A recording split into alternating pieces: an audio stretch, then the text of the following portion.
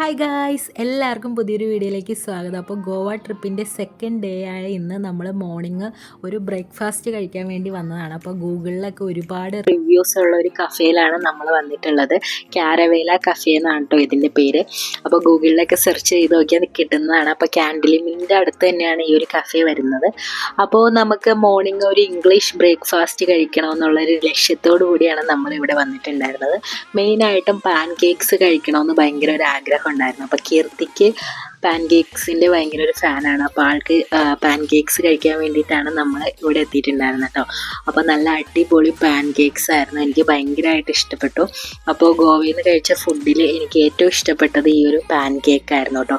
ഇതുകൂടാതെ നമ്മൾ sandwich order ചെയ്തിട്ടുണ്ടായിരുന്നു. അപ്പോൾ ഈ ഒരു പാൻ കേക്ക് ഈ ഒരു ഷുഗർ സിറപ്പിൽ മിക്സ് ചെയ്ത് കഴിക്കുമ്പോൾ നല്ലൊരു ടേസ്റ്റാട്ടോ. അങ്ങനെ നമ്മൾ നല്ലൊരു ഫുഡൊക്കെ കഴിച്ചതിന് ശേഷം നമ്മുടെ അടുത്ത ലൊക്കേഷനിലേക്ക് പോവുകയാണ്. അപ്പോൾ അടുത്ത ലൊക്കേഷൻ എന്ന് പറയുന്നത് അഗോഡ ഫോർട്ടാണ്. അപ്പോൾ പോകുന്ന വഴിക്കുള്ള കാഴ്ചകളാണ് നിങ്ങൾ കണ്ടുകൊണ്ടിരിക്കുന്നത് കേട്ടോ. അപ്പോൾ റോഡൊക്കെ നല്ല ഭംഗിയാണ്, ഫുൾ മരങ്ങളും ഒരു പച്ചപ്പൊക്കെ ആയിട്ട് നല്ല ഭംഗിയുള്ള റോഡിൻ്റെ വശത്തേക്കൂടെ ആയിട്ടോ നമ്മൾ പോയിക്കൊണ്ടിരിക്കുന്നത്. അങ്ങനെ നമ്മൾ അഗോഡ ഫോർട്ടിൽ എത്തിയിട്ടുണ്ടായിരുന്നു. ഇവിടെ എൻട്രി ഫീസ് ഒരാൾക്ക് 20 രൂപയാണ്. അപ്പോൾ നമ്മൾ ടിക്കറ്റൊക്കെ എടുത്തതിന് ശേഷം വേണം അകത്തേക്ക് കയറാനായിട്ട് കേട്ടോ.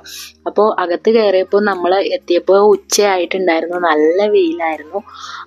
അതുകൊണ്ട് തന്നെ നമ്മൾ ആ വെയിലൊക്കെ കൊണ്ടാണ് നടക്കുന്നത് കേട്ടോ. അപ്പോൾ അതാ ഈ കാണുന്നതാണ് അഗോഡ ഫോർട്ട്. ഇന്ത്യയിലെ തന്നെ ഏറ്റവും പഴക്കം ചെന്ന ഫോർട്ടുകളിൽ ഒന്നാണിത്. ഏകദേശം ഒരു 400 വർഷത്തിലധികം പഴക്കമുണ്ടെന്നാണ് കേട്ടോ ചരിത്രങ്ങളിൽ പറയുന്നത്. ഏഷ്യയിലെ തന്നെ ഏറ്റവും വലിയ ജലസംഭരണിയായിട്ടാണ് ഇത് അറിയപ്പെട്ടിരുന്നത്. പോർച്ചുഗീസുകാർ നിർമ്മിച്ച ഈ ഒരു കോട്ട എന്ന് പറയുന്നത് ഡച്ചുകാരിൽ നിന്നൊക്കെ സംരക്ഷണം നേടാൻ വേണ്ടിയിട്ട് അവർ നിർമ്മിച്ച ഒരു കോട്ടയാണ്. അപ്പോൾ അവരുടെ ആക്രമണങ്ങളെയൊക്കെ ചെറുക്കാൻ വേണ്ടിയിട്ട് നിർമ്മിച്ച ഒരു കോട്ട കൂടിയാണ്. അപ്പോൾ ഇവിടെ കാണുന്ന ജലസംഭരണി എന്ന് പറയുന്നത് ഇവിടെ കപ്പലുകളിലൊക്കെ പോകുന്ന നാവികർക്ക് ജലമൊക്കെ എത്തിക്കാനായിട്ട് നിർമ്മിച്ച ഒരു ജലസംഭരണി കൂടിയാട്ടോ. അപ്പോൾ പോർച്ചുഗീസ് എൻജിനീയറിങ്ങിൻ്റെ വൈദഗ്ധ്യം എടുത്തു പറയേണ്ടതാണ്. കാരണം ഈ വഴി പോകുന്ന കപ്പലുകളിലേക്കൊക്കെ ശുദ്ധജലം നിറയ്ക്കുന്നതിന് വേണ്ടി നിർമ്മിച്ച ഒരു സംഭരണിയാണിത്.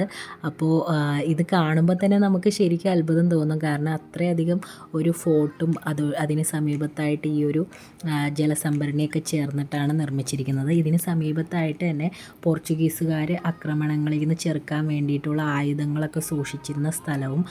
പോർച്ചുഗീസ് ഭരണകാലത്ത് കുറച്ച് നാൾ ഇതൊരു ജയിലായിട്ടും അവർ യൂസ് ചെയ്തിട്ടുണ്ടെന്നാണ് പറയപ്പെടുന്നത് കേട്ടോ. അപ്പോൾ അത്രയധികം ചരിത്ര പ്രാധാന്യമുള്ളൊരു സ്ഥലം കൂടിയാണ്. അഗോഡ ഫോർട്ട് എന്ന പേര് വന്നതിന് പിന്നിൽ ഒരു കാരണമുണ്ട്. പോർച്ചുഗീസ് ഭാഷയിൽ അഗോഡ എന്ന വെള്ളം എന്നാണ് അർത്ഥം. അപ്പോൾ ആ ഒരു വെള്ളം സംഭരിക്കുന്ന സ്ഥലത്തിന് അവർ അഗോഡ എന്ന പേര് നൽകിയെന്നാണ് പറയപ്പെടുന്നത് കേട്ടോ.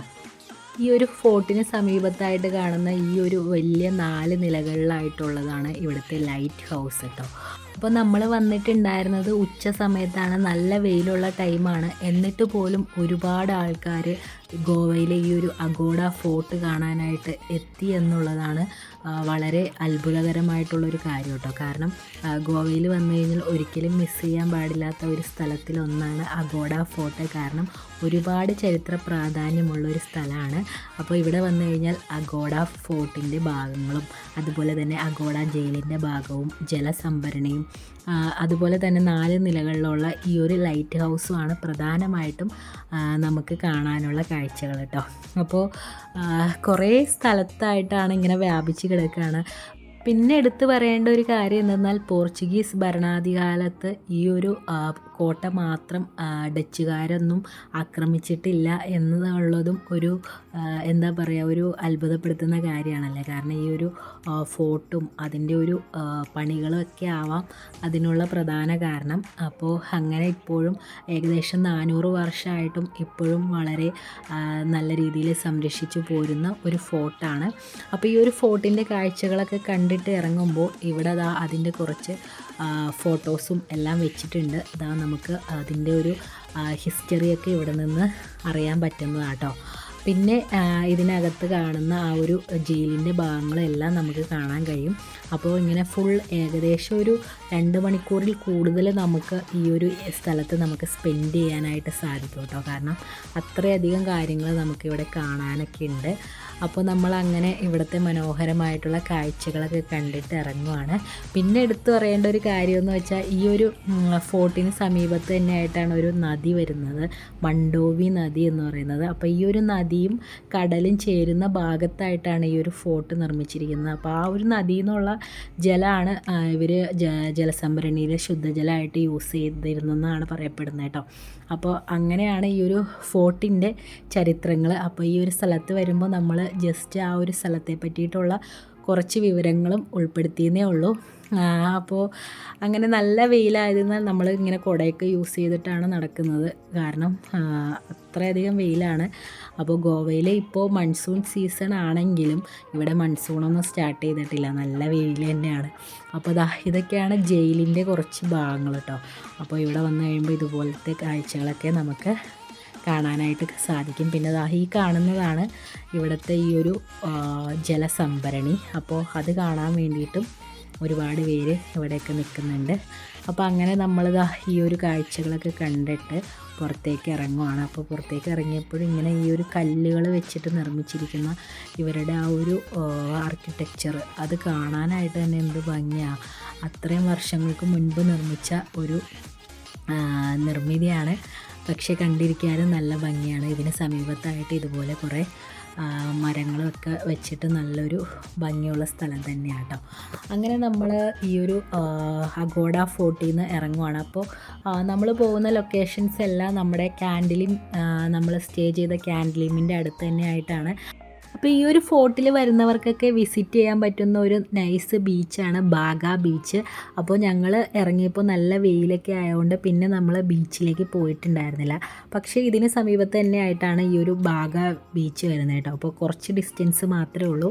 അപ്പോൾ ഈവനിങ് ഒക്കെ വരുവാണെങ്കിൽ നമുക്ക് ആ ഒരു ബീച്ചും കൂടി എക്സ്പ്ലോർ ചെയ്യാൻ പറ്റുന്നതാണ് കേട്ടോ.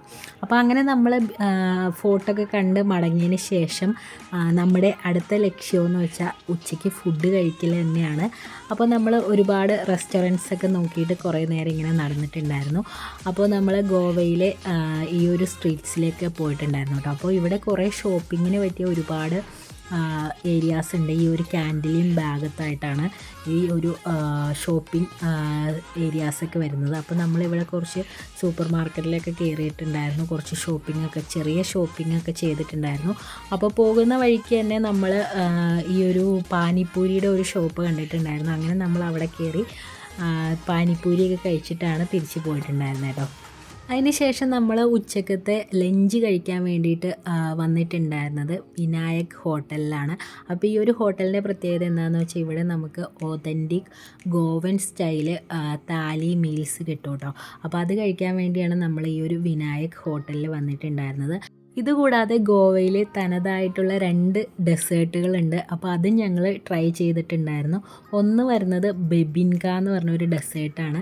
അപ്പോൾ ഇത് നമ്മുടെ ഒരു ലെയറായിട്ടുള്ള കേക്കാണ്. അധികം മധുരമൊന്നും ഇല്ലാത്ത രീതിയിൽ സെറ്റ് ചെയ്യുന്ന ഒരു അടിപൊളി കേക്കാട്ടോ. പിന്നെ അടുത്തത് വരുന്നത് സെറാദുറ എന്ന് പറഞ്ഞൊരു ഡെസേർട്ടാണ്. അതും നൈസ് ഡെസേർട്ടായിരുന്നു. ഒരു കാരമൽ പുഡിങ്ങോട് കൂടിയിട്ട് വരുന്നതാണ്. അതും നൈസ് ടേസ്റ്റായിരുന്നു കേട്ടോ. അങ്ങനെ നമ്മൾ ഫുഡൊക്കെ കഴിച്ചിട്ട് നമ്മൾ വരുന്നത് അഞ്ജുന ബീച്ചിലേക്കാണ്. അപ്പം നമ്മൾ ഇന്നത്തെ ഡേ ഫുൾ ട്രാവൽ തന്നെയായിരുന്നു. ഇടയ്ക്ക് റൂമിൽ പോയി റെസ്റ്റ് ഒന്നും എടുത്തിട്ടുണ്ടായിരുന്നില്ല. നമ്മൾ ഫുൾ ഇന്ന് ട്രാവൽ ചെയ്യാമെന്ന് വിചാരിച്ചു. അങ്ങനെ നമ്മൾ അഞ്ജുന ബീച്ചിലെത്തിയപ്പോൾ തന്നെ ഇവിടെ ഒരു കുട്ടി ഈ ഹെയർ ബ്രെയ്ഡ് ചെയ്യുന്നുണ്ടായിരുന്നു കേട്ടോ. അപ്പോൾ 50 രൂപയാണ് ഹെയർ ബ്രെയ്ഡിന് ചാർജ് ചെയ്തത്. അപ്പോൾ ഞങ്ങൾക്ക് 2 പേർക്ക് ഹെയർ ബ്രെയ്ഡ് ചെയ്യണമെന്ന് ഭയങ്കര ആഗ്രഹമായിരുന്നു. ഷാമിനാണെങ്കിലും ഹെയർ ബ്രെയ്ഡ് ചെയ്യണമെന്ന് ഉള്ള ആഗ്രഹത്തോടു കൂടിയാണ് നമ്മൾ ഗോവയിൽ വന്നപ്പോൾ തന്നെ പ്ലാൻ ചെയ്തിട്ടുണ്ടായിരുന്നു. അപ്പോൾ അങ്ങനെ നമുക്ക് ഈ ഒരു കുട്ടി നമുക്ക് ഹെയർ ബ്രെയ്ഡൊക്കെ ചെയ്ത് തന്നിട്ടുണ്ടായിരുന്നു.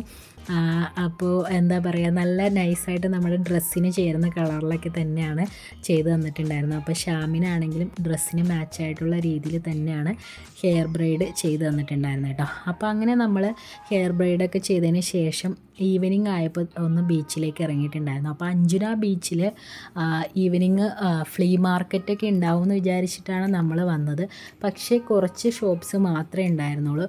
ഫ്ലീ മാർക്കറ്റിന് പ്രത്യേക ഡേയ്സ് ഉണ്ട്. ബുധനും സൺഡേയും ആണെന്ന് തോന്നുന്നു ഫ്ലീ മാർക്കറ്റിൻ്റെ ദിവസം. ആ ഒരു ദിവസങ്ങളിൽ വന്നാൽ മാത്രമേ ഇവിടെ ഷോപ്പിങ്ങിന് അത്രയധികം സാധനങ്ങളൊക്കെ കിട്ടുള്ളൂ.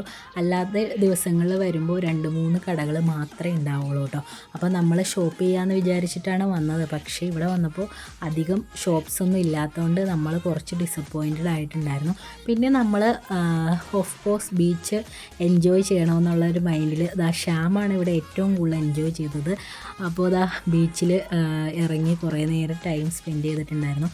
പിന്നെ ഇവിടെ ഈ ഒരു ബ്ലാക്ക് കളറ് ഒരു രീതിയിലുള്ള ഒരു മണ്ണാണോ മണലാണോ എന്ന് എനിക്ക് കറക്റ്റ് അറിയില്ല. ഒരു പ്രത്യേക രീതിയിൽ ഇവിടെ വന്ന് ഇങ്ങനെ കിടക്കുന്നുണ്ടായിരുന്നു. അപ്പോൾ അതൊക്കെ നമ്മൾ എൻജോയ് ചെയ്തിട്ടുണ്ടായിരുന്നു. അപ്പോൾ നല്ല വെയിൽ തന്നെയായിരുന്നു. ഈവനിങ് ആയിട്ട് ഇവിടുത്തെ വെയിൽ കുറഞ്ഞു വരുന്നുണ്ടായിരുന്നില്ല. അപ്പോൾ നമ്മൾ കുറച്ച് നേരം ബീച്ചിലൊക്കെ സ്പെൻഡ് ചെയ്തു. അങ്ങനെ നമ്മൾ പിന്നെ നമ്മുടെ അടുത്ത ലക്ഷ്യമെന്ന് വെച്ചാൽ ഈവനിങ് ഫുഡ് കഴിക്കൽ തന്നെയാണ്. അപ്പോൾ നമ്മൾ കുറേ നേരം സ്പെൻഡ് ചെയ്തതിന് ശേഷം നമ്മൾ ഈവനിങ് ഫുഡ് കഴിക്കാനായിട്ട് ബർഗർ ഫാക്ടറിയിലായിരുന്നു കേട്ടോ. പക്ഷേ ഭയങ്കര ശോകം ഫുഡായിരുന്നു. അപ്പോൾ നമ്മൾ കഴിച്ചതിൽ വെച്ച് ഏറ്റവും നമുക്ക് ഡിസപ്പോയിൻറ്റഡ് ആയത് ഈ ഒരു ബർഗർ ഫാക്ടറിയിലെ ബർഗറായിരുന്നു. ബാക്കി എല്ലാ ഫുഡും നമുക്ക് അത്യാവശ്യം നല്ല രീതിയിലുള്ള ഫുഡൊക്കെ തന്നെയാണ് നമ്മൾ കഴിച്ചിട്ടുണ്ടായിരുന്നത്. പക്ഷേ ഈ ഒരു ബർഗർ ഫാക്ടറിയിലെ ബർഗർ നമ്മളെ ഭയങ്കര അധികം ഡിസപ്പോയിൻറ്റഡ് ആക്കി. അത്രയധികം ടേസ്റ്റ് ഇല്ലാത്തൊരു ഫുഡായിരുന്നു കേട്ടോ. അപ്പോൾ അങ്ങനെയായിരുന്നു നമ്മുടെ ഈവനിങ് എന്താ പറയുക നമ്മൾ കഴിച്ച ഫുഡൊക്കെ കേട്ടോ. പിന്നെ അതിന് ശേഷം ഗോവയിൽ തന്നെ ഒരു ട്രഡീഷണൽ ഒരു ഡിഷുണ്ട്. ഗോവ പൊയി എന്നാണ് പറയുന്നത്. അത് ഏകദേശം ഒരു സാൻഡ്വിച്ചൊക്കെ പോലെയാണ്. പക്ഷേ അതിൻ്റെ ഫ്ലേവേഴ്സ് കുറച്ച് ഡിഫറെൻ്റ് ആണ്.